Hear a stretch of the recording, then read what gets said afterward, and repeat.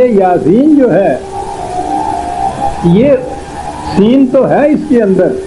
جسے آپ کہیں گے مخفف، لیکن اس میں جو یا کہا گیا ہے، اے کہا گیا ہے،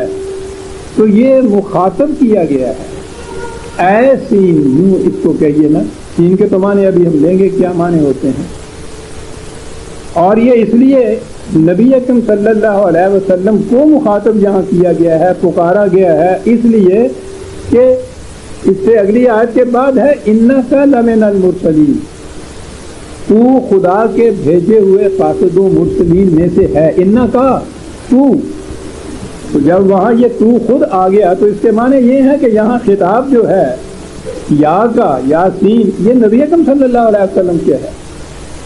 بات سین کی ہے وہ میں ابھی عرض کرتا ہوں، لیکن مخاطب یہاں نبی اکرم صلی اللہ علیہ وسلم ہے، کیونکہ کہا گیا ہے کہ یاسین انکا لمن المرسلین۔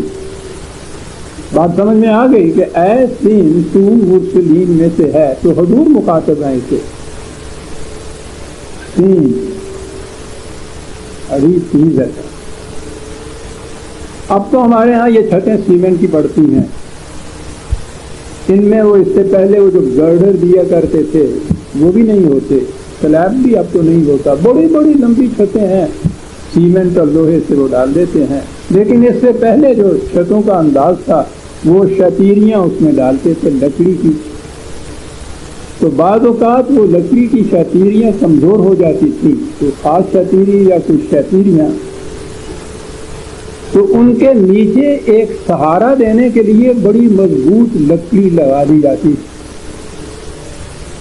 تاکہ وہ کمزور لکڑیاں گر نہ پڑے۔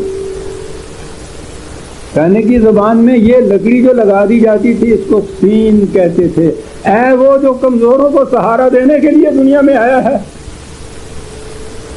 یاسین، کیا صفات نبوی آئی، یا ایھا النبی اور یا ایھا الرسول تو آتا ہے، وہ تو منصب تھا حضور کا،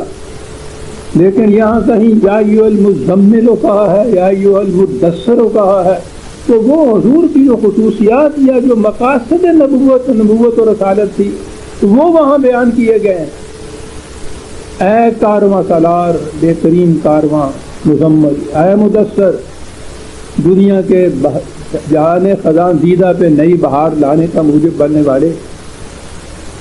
یہ ہے یہاں وہاں یا کہہ کے پکارا گیا ہے، یعنی جو بنیادی خصوصیت حضور کی تھی اس کی طرف اشارہ کر کے کہا گیا ہے